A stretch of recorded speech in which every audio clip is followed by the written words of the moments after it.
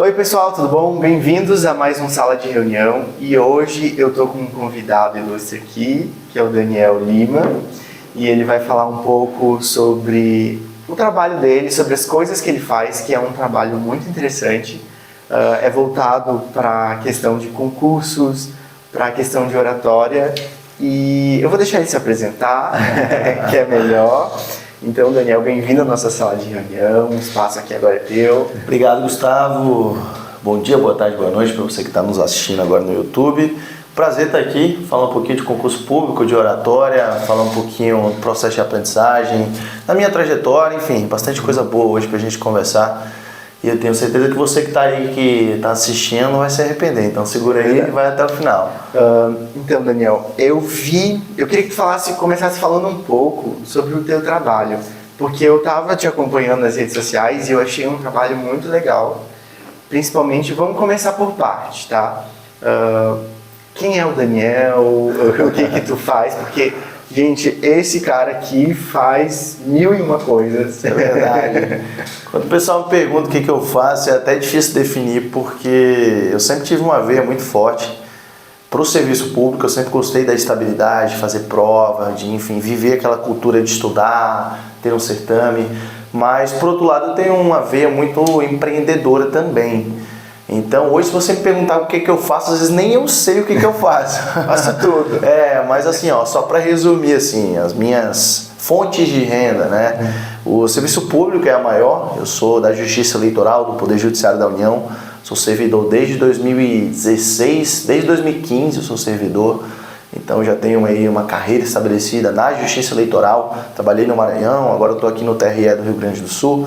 Dou consultoria para a empresa, então o pessoal que está precisando gerir um projeto ou trabalhar a oratória do gestor, eu sempre estou me fazendo presente nessas situações. Dou oratória também para o pessoal que quer desenvolver a habilidade de falar em público, de falar com a câmera, que é muito importante hoje. É muito importante hoje, muito importante. Dou mentoria para o pessoal que estuda para concurso. Eu preciso passar no concurso X, daí eu faço um acompanhamento específico, individual, especializado, para a pessoa evoluir.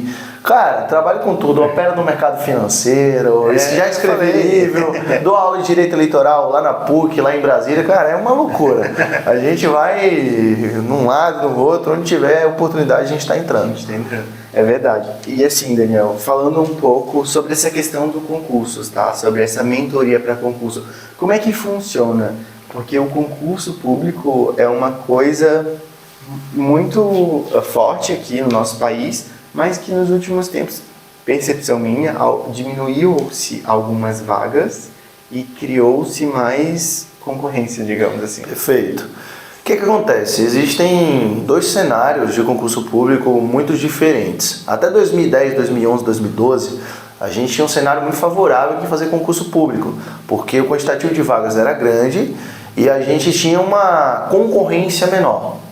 Por que a gente tinha uma concorrência menor? Porque a gente tinha um acesso à informação muito mais difícil do que a gente tem hoje.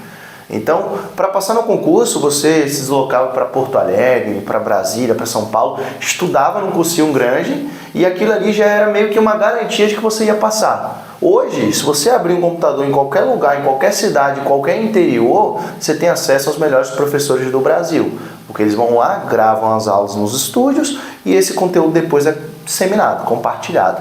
Então, esse é o primeiro cenário. A gente tinha um panorama totalmente diferente. Hoje é diferente. Hoje a situação se inverteu. A gente tem, sim, um menor quantitativo de cargos, de vagas disponíveis e, principalmente, o acesso à informação tornou o negócio mais profissional. Então, para o pessoal que quer estudar hoje, a pessoa tem que ter a consciência de que vou estudar, preciso ser profissional e nem assim eu tenho a garantia de que eu vou passar. Antigamente você tinha garantia. Se eu estudar, eu vou passar. Hoje não. Hoje você vai fazer um concurso, por exemplo, quando eu fiz em 2015, no cargo que eu passei, o primeiro da Justiça Eleitoral, eram 9 vagas para 33 mil inscritos. Então eu tinha aí 3.500 pessoas para concorrer comigo por uma vaga. Entendeu? E hoje o negócio ainda está pior. Aquilo foi em 2015. Hoje, a gente em 2022 está pior. Então, o que eu faço com o aluno? Eu tenho basicamente 2 tipos de aluno. O aluno que está começando, que ele quer começar a estudar de uma forma produtiva, e o aluno que ele está estagnado, ele está patinando.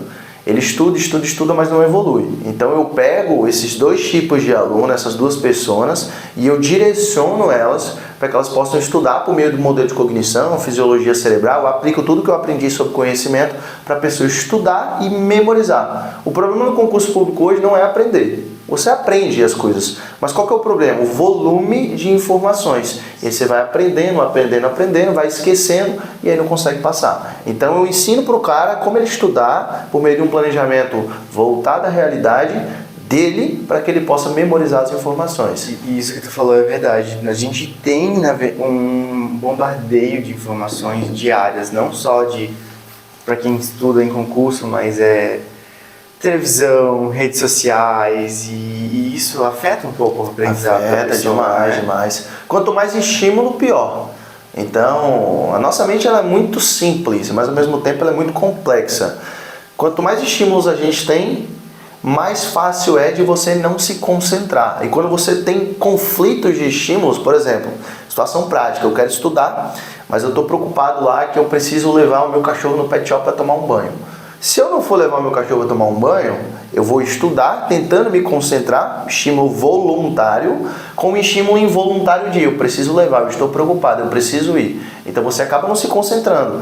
Faz a atividade, mas não de forma presente. Faz só por fazer. E é aí que mora o perigo.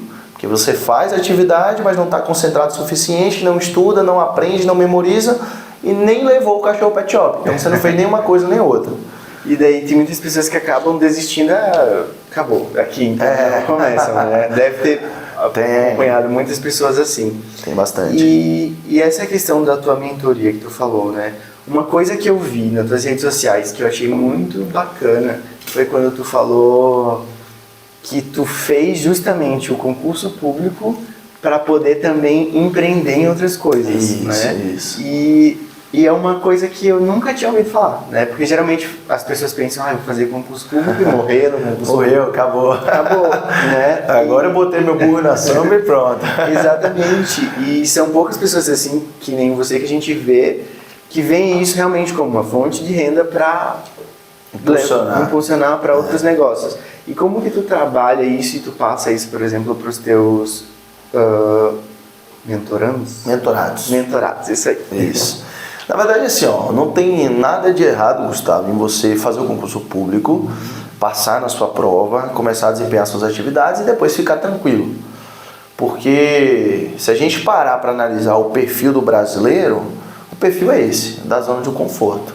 Se eu passei no concurso público que me paga 10 mil reais por mês, por que eu vou continuar estudando? Por que eu vou continuar empreendendo? Eu já estou tranquilo. 10 mil reais por mês você consegue viver. Você não vai ficar rico, mas você consegue viver bem, um patamar bom de vida. Então assim, grande parte faz isso, não tem problema nenhum. Só que comigo as coisas são um pouquinho diferentes. Eu sempre tive um ímpeto muito competitivo. Eu sempre fui atleta, fui seleção brasileira, fui campeão Norte-Nordeste, disputei por vários anos da minha vida campeonatos na natação. Então assim, eu sempre tive isso muito enraizado em mim. E aí quando eu vi no concurso público a oportunidade de mudar de vida, eu fui lá, estudei, consegui aprovação e mudei. Só que depois de um tempo você começa a perceber que é pouco, pelo menos pra mim. E é como eu falei, não tem nada de errado, aquilo ali você tá ok. Vai da pessoa. Vai da pessoa. Mas pra mim era pouco. Então eu uso a minha fonte fixa de renda, que eu sei que todos os meses vão cair, para impulsionar os meus outros business. Então essa é a minha filosofia de vida. Eu sempre busco, isso aqui é fixo e agora eu vou atirar nos variáveis aqui para ver o que vai dar certo, o que a gente pode fazer de diferente para impulsionar a carreira, né? Porque senão você fica ali estagnado e os anos vão passando e no final das contas você não fez nada de diferente. Não aproveitou e não multiplicou aquele Exatamente. Que hoje em dia é muito importante. E assim, Daniel, dessa questão também, que tu falou que tu trabalha na Justiça Eleitoral, né? Sim. Vou abrir agora um parênteses aqui, bem grande. Mas dessa questão de informação, tem surgido muitas fake news, muitas coisas, e de que a justiça, a urna eletrônica é fraudável, né? Afinal, é ou não é possível? Cara, eu vou até falar pro pessoal que tá assistindo a gente, porque essa é uma dúvida muito importante e é algo que, assim, é e precisa ser divulgado, é e precisa ser ampliado o conhecimento.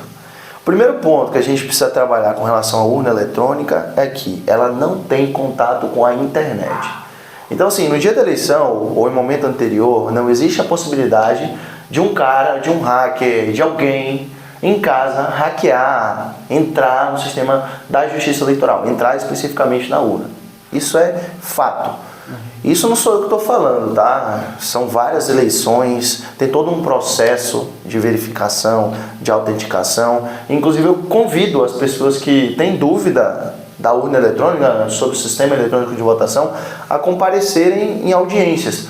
Só para exemplificar aqui para o pessoal, para não ficar difícil, antes da gente preparar as urnas que vão lá para as escolas, especificamente para as sessões eleitorais, a gente faz 2 audiências, que é a audiência de geração de mídias, que propriamente é gerar os programas que a gente vai inserir nas urnas, os flashcards, as mídias de resultado, tudo. Então a gente faz uma audiência pública, qualquer pessoa pode comparecer para ver como é que se dá o processo de geração. Inclusive aqui na minha zona eleitoral sou eu quem faço. Então convido o pessoal aqui da região aí até o cartório, que a gente vai fazer isso publicamente, e todo ano é assim. E depois dessa audiência a gente pega os sistemas e insere nas urnas, que é a audiência de carga e lacre. A gente dá uma carga operacional, uma carga de sistema e depois lacra as urnas, justamente para garantir que no momento que eu coloquei o sistema, aquela urna foi validada, credenciada, está apta à votação dos eleitores daquela sessão e depois está tudo lacrado. Se acontecer qualquer tipo de violação lacre, a urna está inutilizável. E a gente nunca teve. São mais de 6 anos de justiça eleitoral, eu nunca tive nenhum problema com relação a isso. Então assim, essas audiências, elas mostram para a população que tudo é feito de uma maneira muito transparente. E aí, se a gente soma isso a requisitos de segurança, a exemplo de a urna não é conectada à internet, a gente tem auditoria no dia da eleição, a gente tem auditoria pós-eleição, a gente tem uma série de auditorias. A gente comprova sim que a urna ela é segura. É óbvio que eu não vou ser sincero, eu não vou ser hipócrita e vou ser sincero com vocês. Se existe uma possibilidade de fraude, essa possibilidade ela é humana. E aí a pessoa não pode comprar o Daniel, não pode comprar o Gustavo, tem que comprar toda uma rede de servidores, toda uma rede de justiça eleitoral. E isso é quase impossível, entendeu? Mas que bom falar disso, né? Porque realmente depois da internet foi uma coisa que veio muito ultimamente, essas questões de e a urna, e eu boto um número, aparece o outro, e não sei o que, né? Acontece muito essas coisas. Agora fechando esse parênteses, que era uma coisa que eu queria falar realmente sobre isso. Só para a gente fechar essa parte, Gustavo, já convidei o pessoal a aparecer as audiências, enfim, as cerimônias de preparação de urna. Esse vídeo vai circular pelo Brasil inteiro, então é só entrar em contato com o cartório eleitoral. E assim, uma coisa que eu sempre gosto de falar, é muito fácil a gente chegar e dizer a urna não presta, a urna não funciona, a urna é fraudada, a eleição foi fraudada. Mas antes de falar tudo isso, você tem o direito de falar tudo isso. A gente está com a liberdade de expressão para isso. Sim. Essa é a finalidade. Cada um fala o que quer. Mas antes de falar isso, certifique-se um pouco para entender pelo menos o processo. Porque é uma carga muito grande para quem trabalha na justiça eleitoral ficar escutando esse tipo de coisa, porque a gente sabe como é que funciona. E aí lá em 2018, na última eleição para presidente, a gente teve situações desse tipo. Eu tentei votar no fulano e apareceu outro voto. E eu fiz questão, isso aqui na minha zona, eu fiz questão de anotar isso em ata, fazer um relatório, chamar as pessoas, uma por uma, para pegar a urna depois e mostrar tudo, absolutamente tudo, como é que funciona. Abrimos a urna, pedimos autorização do Tribunal Superior Eleitoral, e a gente conseguiu fazer isso, e as pessoas todas, sem exceção, pediram desculpa e reconheceram que não, realmente a urna funciona. Mas por quê? Às vezes a pessoa está tão inflamada no dia da eleição, sim, que a pessoa não para nem para pensar. Então, antes de questionar e de falar funciona ou não funciona, pelo menos procura saber o processo. E falta essa questão da informação, né? Que as pessoas pegam aquela informação de Facebook, WhatsApp, redes sociais e disseminam, mas não procuram realmente saber como que funciona toda essa questão do processo. E foi muito boa essa tua colocação. Que bom. E muito útil, né, pessoal? Mas assim, falando também disso, tu dá aula disso, né? Na verdade, assim, eu dou aula de direito eleitoral. Especificamente não da urna, porque a urna é um componente. Mas assim, eu explico para as pessoas, principalmente para quem estuda para concurso público, como que funciona o sistema eleitoral brasileiro. Entendeu? E aí a gente entra em sistema proporcional, sistema majoritário, ensina a eleição como toda, lei de eleição, lei de partidos, ensina a legislação. Mas só para trazer aqui uma informação para o pessoal que está assistindo a gente, um ponto importante que as pessoas não sabem: diferença entre sistema proporcional e sistema majoritário. Você pensa, eu vou votar na pessoa porque eu quero que ela seja eleita. Sim. Mas não é assim que funciona. Se você votar para um cargo de governador, que esse ano a gente tem eleição 2022, para presidente, para senador, esses cargos, eles são eleitos pelo sistema majoritário. Então você está votando na pessoa e a pessoa vai ser eleita. O cargo é da pessoa. Mas quando você vota no deputado federal, deputado estadual, vereador, já é diferente. Você está votando num quociente. E aí, só para exemplificar para o pessoal, que o sistema proporcional é um pouquinho difícil de ser entendido, mas trazendo em números. O quociente eleitoral é o quantitativo mínimo de votos que o partido tem que ter para eleger um. Então vamos lá, quociente eleitoral, 10 mil votos na eleição de 2022. Se o partido, com o Gustavo, com o Matheus, com o Marcelo, com o Daniel, com o Pedro, com todos os candidatos alcançarem 10 mil votos, somados os candidatos, o partido tem direito de eleger um. Por quê? Porque o quociente eleitoral são 10 mil votos. E aí, dentro da lista do partido, quem tiver mais votos, por exemplo, o Gustavo teve 7 mil votos e os outros tiveram 1.000 votos cada um. O Gustavo é eleito. É assim que funciona. Então a gente tem que trazer essa informação pública também, porque às vezes tem uma pessoa que é mais eleita, mais votada que a outra e não é eleita. Aí fala, como é que pode? Isso aí é fraude. Porque o cara teve 10 mil votos, o outro lá teve 5 mil e os 5 mil entrou 10 mil. Não. Mas é o sistema que é diferente. Então é importante as pessoas também buscarem esse tipo de conhecimento, porque de fato não é fácil, existem contas, quociente eleitoral, quociente partidário, sobra, cláusulas de barreira, realmente é uma legislação que não é simples para uma pessoa leiga entender. Mas eu me coloco à disposição, quem quiser ir lá no meu Instagram, @Daniel, e me perguntar, eu explico.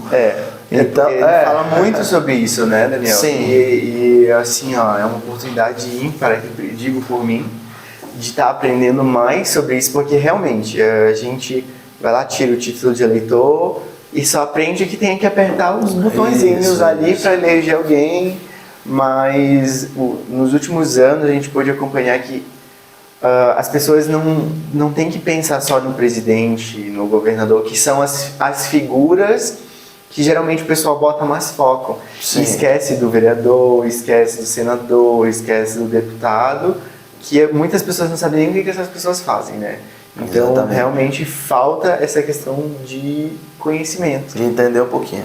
Na verdade, o sistema brasileiro está errado já, né? O sistema brasileiro deveria ensinar um pouquinho de educação financeira, educação emocional. A gente que é coach, formado, sabe da importância.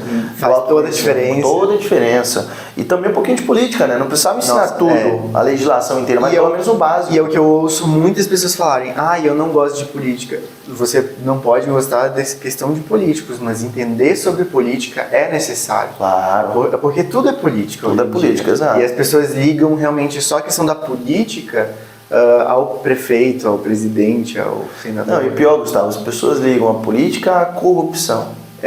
E aí a pessoa já cria de imediato uma barreira. Eu não vou entender a política porque a política é corrupta, a política não presta. Mas na verdade a política é o nosso dia a dia, é o recapeamento de uma rua. É uma lei que vai mudar ali o percentual de recolhimento de imposto em determinado produto que você compra ou não. Então a política está em tudo. E sem esse conhecimento das pessoas não tem como cobrar. Exato. Das pessoas certas, né? Exato. E daí acaba virando aquela bagunça assim. Exatamente. Eu queria saber um pouco da tua trajetória, né? Como pessoa. Tu falou que praticou esportes e entrou para o mundo do concurso, Exatamente. do coaching. Então, como que foi isso, assim, mais ou menos?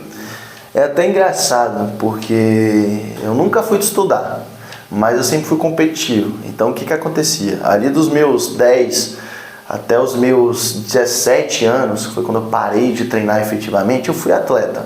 Eu era atleta de natação, treinava todos os dias, tinha patrocínios, recebia salário do governo de R$800, que é o Bolsa Atleta, tinha patrocínio da probiótica de suplementos, não pagava escola, a escola me patrocinava, eu treinava lá. Fiz o FISC, aquela escola de inglês, durante toda a minha vida de graça também, o patrocínio deles. Então assim, eu era um atleta que era campeão Norte-Nordeste, nordestino, sergipano, baiano, alagoano, vice-campeão Mercosul. Eu tinha bastante relevância, só que eu nunca fui o melhor do Brasil.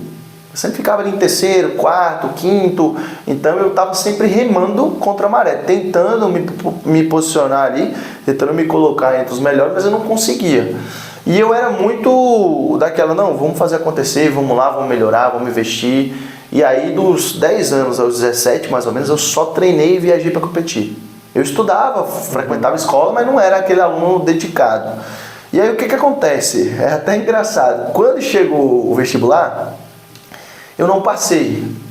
Eu queria engenharia civil naquela época. Não passei na Universidade Federal do meu estado, a UFES. Não passei no Instituto Federal, eram 10 vagas, eu fiquei em 12º, algo do tipo. Fiquei ali próximo, mas não passei. Aí fiz a particular, passei, mas eu não queria particular porque tinha que pagar. E pra mim, eu nunca paguei a escola, vou pagar a faculdade agora, entendeu? E pra minha família ali, aquele valor de mensalidade ia fazer uma diferença no final do mês. Alto. Claro, com certeza. Então assim, eu me vi ali no início dos meus 17 anos, num limbo. Sempre fui atleta, sempre fui acostumado a vencer e agora peguei 3 derrotas de imediato já nos vestibulares. O que eu faço na vida? Vou voltar para estudar? Vou fazer de novo a prova de vestibular? O que eu vou fazer na minha vida?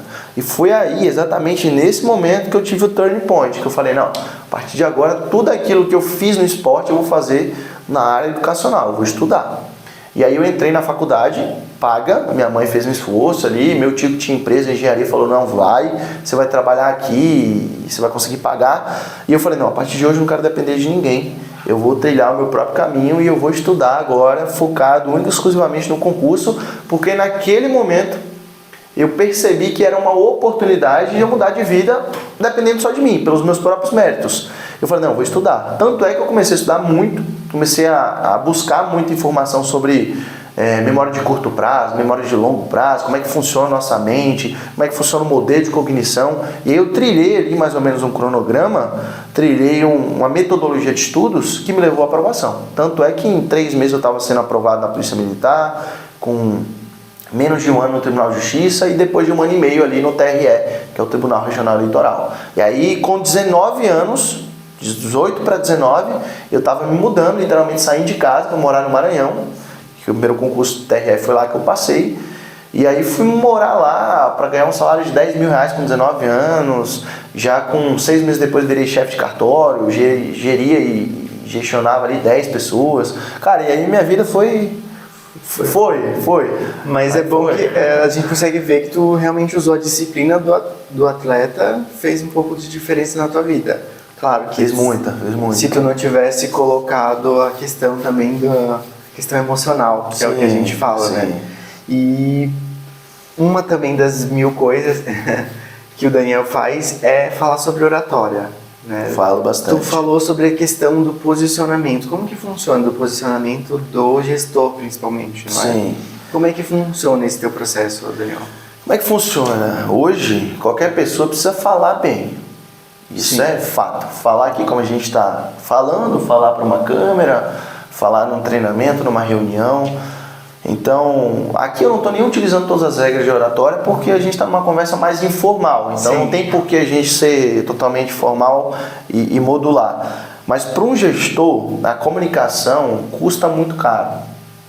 Porque se ele tem uma comunicação assertiva com os colaboradores, com os parceiros comerciais, com as equipes que ele tem, ele vai conseguir resultados totalmente diferentes de que se ele não tiver essa comunicação assertiva.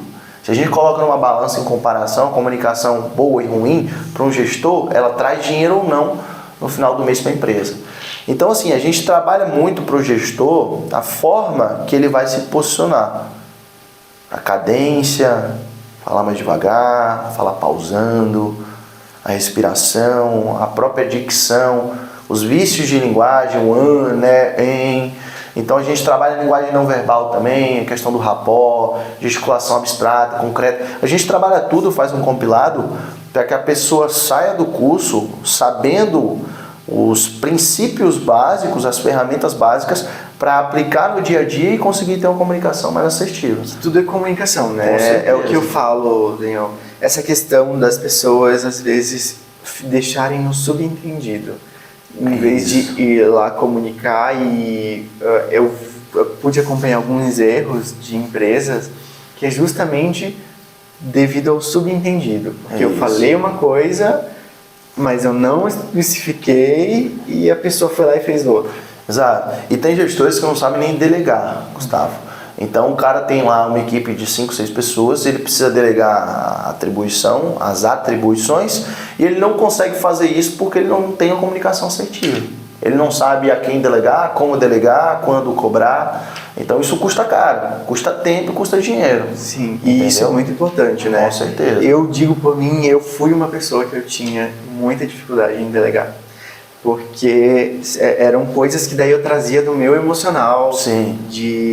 Eu tinha aquela questão do o mandar é ruim, eu não gosto de mandar. Mas daí eu percebi que é necessário, porque se você trabalha principalmente com gestão e pessoas e tudo mais, você precisa saber, como tu falou, delegar, como é que tu fala com a pessoa, e a gente está comunicando toda hora, Exato. né? E tudo é abordagem, né? Porque, por exemplo, se eu chego para você e falo, Gustavo, faz essa tarefa aqui e você tem 2 dias. É uma abordagem.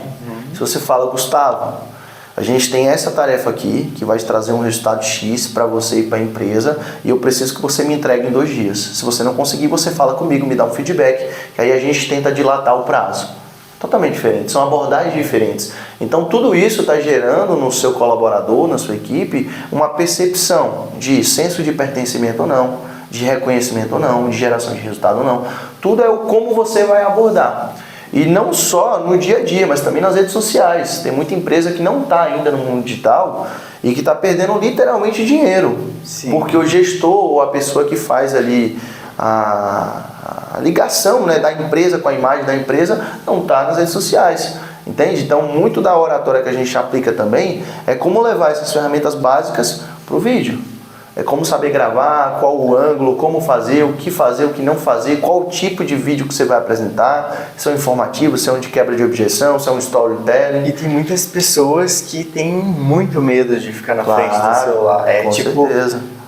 Eu tive até convidados aqui que são muito extrovertidos, mas quando eu falei, agora vai gravar, a câmera, travou e ficaram sérios, e daí eu fiquei...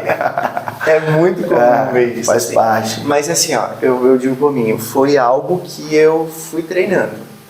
Começa assim, e daí vai aparecendo e fala um bom dia, e depois um boa tarde, e depois... vai. E a gente não quer gravar, isso aí o pessoal que tá vendo a gente não quer gravar. Aí entra muita parte do coaching, né? Muito pelo fato de a gente estar com medo do julgamento de uma outra pessoa que a gente nem conhece. Então, eu não vou gravar hoje porque eu tô com medo do que a pessoa vai achar desse meu vídeo. Será que eu tô falando besteira? Será que eu tô falando alguma coisa que não é legal? Tem pessoas que falam melhor. E o interessante é começar, né? A gente começa e vai desenvolvendo. Ninguém nasce pronto. E vai, bem que tu falou, vai começar e vai levando ali, vai ajustando e vai fazendo. Isso, exato. Vai melhorando. Vai melhorando, vai evoluindo e lá atrás, quando você parar e fizer uma comparação, você vai olhar e vai dizer, pô, eu evolui bastante. Sim. E isso não tem preço. Isso não tem preço, é verdade, Daniel.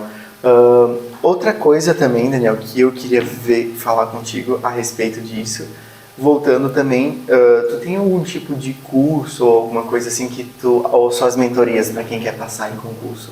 Assim, qual que é o meu business hoje, tá? Eu já tive mentoria coletiva, que eu colocava ali 30, 40, 50 pessoas numa turma, e aí eu lançava lá na Hotmart, com uma plataforma conhecida, tudo gravado, bonitinho, suporte da minha equipe, uma vez por mês eu entrava ao vivo e era isso. Preço mais acessível, ticket mais baixo. Só que eu percebi que não adianta eu estar dando uma receita de bolo, eu preciso entender o seu processo de conhecimento. Como você vai gerir as informações, como você vai memorizar as informações.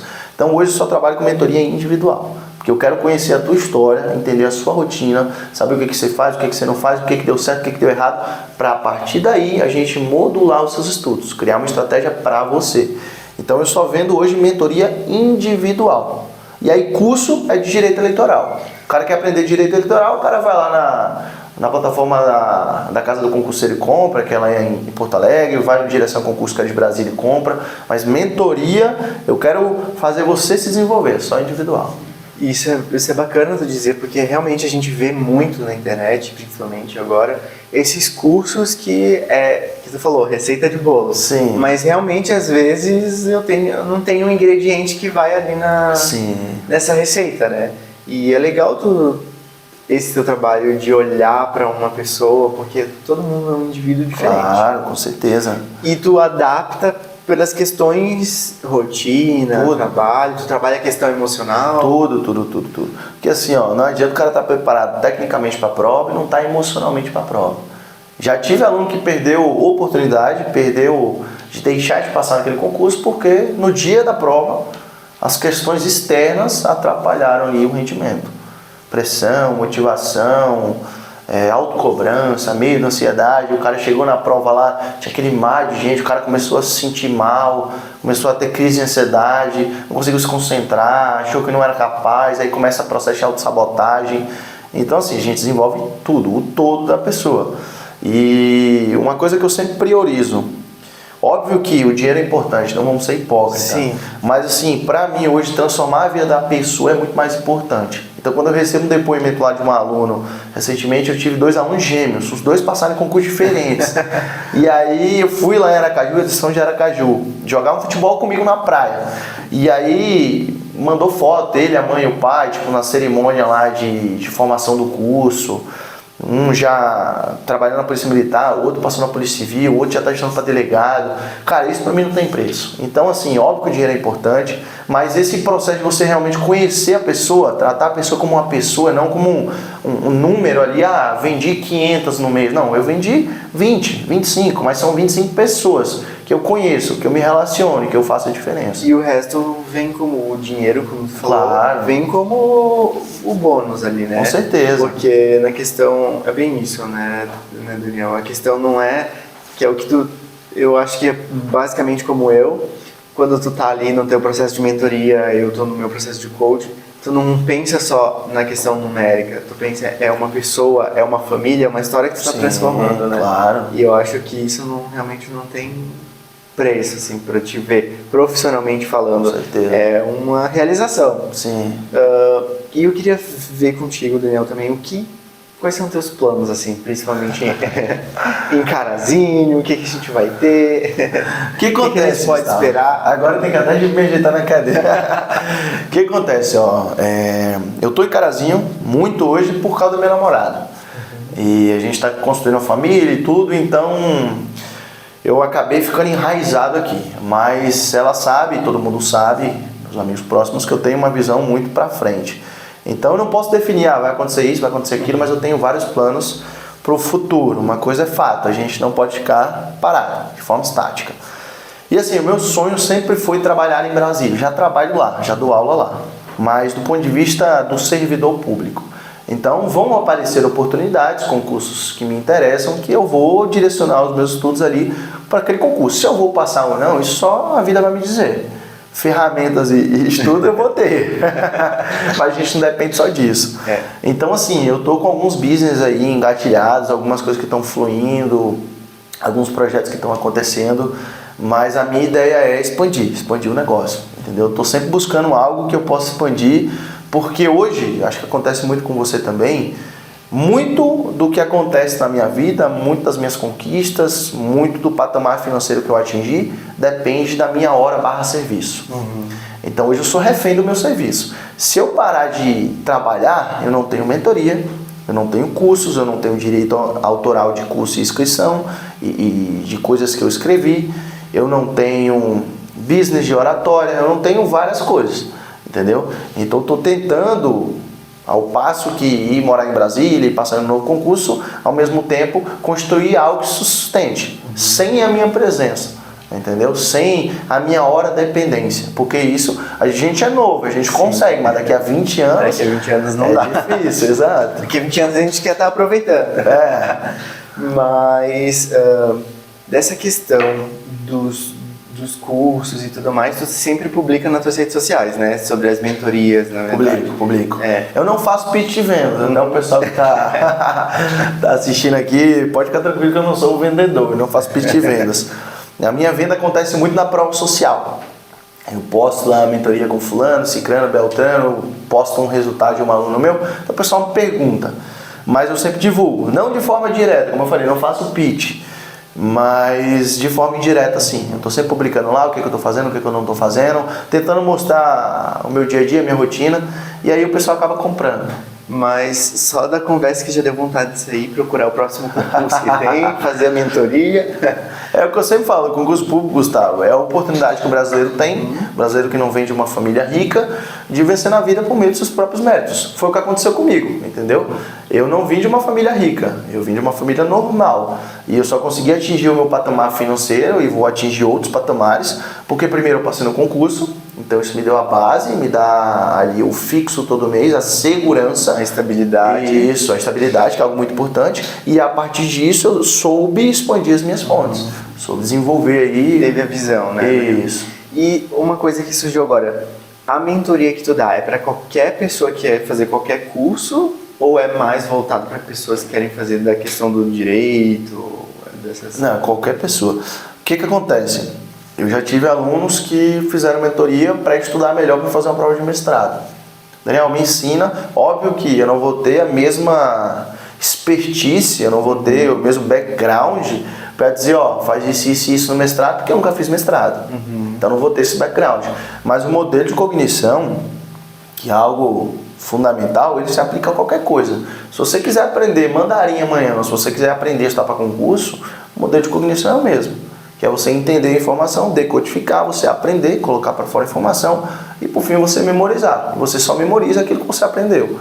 Então se você passa em cima disso aí de uma forma planejada, organizada, você aprende qualquer coisa. Você memoriza qualquer coisa. Então eu já tive aluno que presta OAB, aluno que presta concurso de mestrado, residência médica, mas não é o meu foco. Eu gosto de trabalhar com a galera que faz concurso. Porque aí eu tenho aquele know-how de dizer, ó, vai fazer isso porque vai dar certo. Entendeu? Mas eu trabalho com todo mundo. A galera que quiser aprender a aprender, tem até um livro bem famoso nesse sentido, é só me chamar que a gente trabalha. Legal. Daniel, então eu vou te agradecer pela tua participação aqui.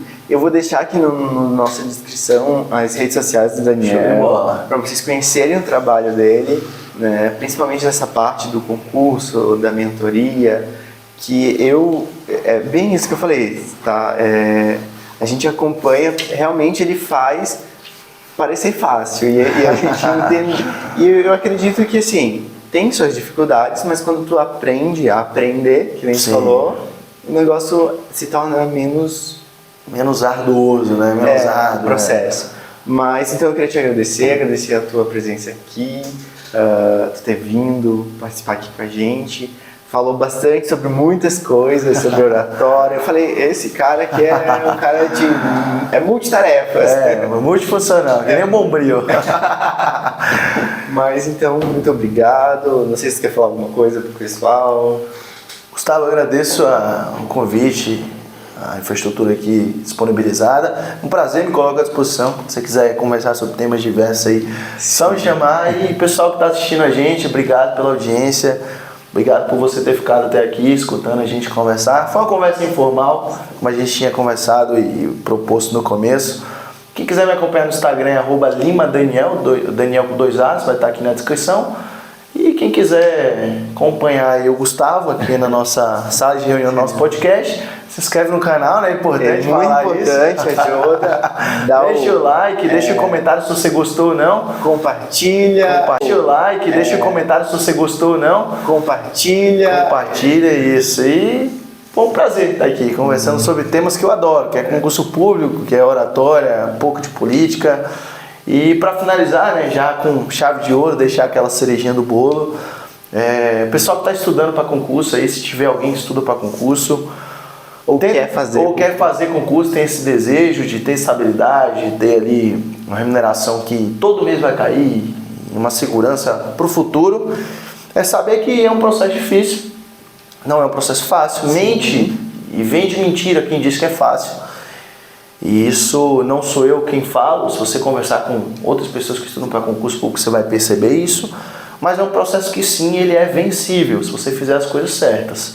Se você estudar com organização e planejamento de forma eficaz, e se você souber identificar onde que você está errando, que é um ponto muito importante, não ser negligente, você passa. Isso aí eu estou te comprovando porque eu tenho experiência de quem dá mentoria desde 2017, são 5 anos na estrada, acompanhando alunos de diversos pontos aí do nosso Brasil, estados mais diferenciados possíveis, histórias das mais diferenciadas, rotinas das mais diferentes, e uma coisa é denominador comum: passa quem estuda bem, quem estuda de uma forma organizada. Isso aí. Fechou? Fechou. Beleza. Obrigado. Obrigado, meu velho.